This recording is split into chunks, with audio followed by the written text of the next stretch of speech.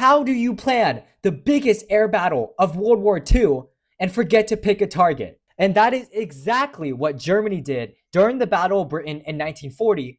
And it might be the single dumbest military failure in history. And to fully understand how insane the Germans were, you need to see the odds they were up against. At first glance, it makes absolutely no sense.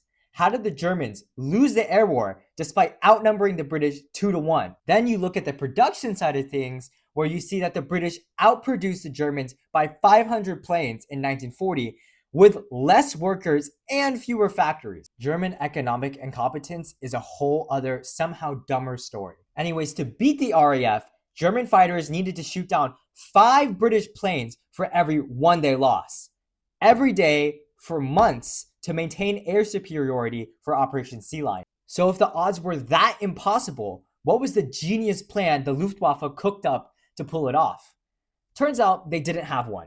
Even when the Luftwaffe's top commanders actually sat down to plan, they still somehow left arguing about the actual target of the campaign. Destroy the fighters, bomb the factories, take out the radar. Nobody agreed, nobody decided, so they just did a little bit of everything. And somehow it gets even dumber. They actually had no idea what damage they were doing to the RAF.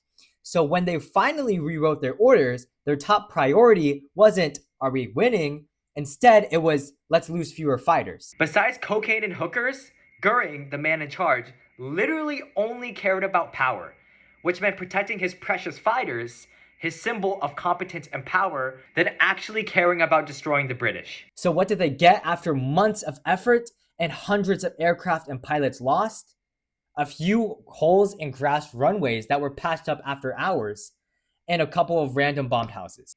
Overconfidence carried Germany over Poland, Denmark, Norway, Belgium, and France, but over Britain, it destroyed them.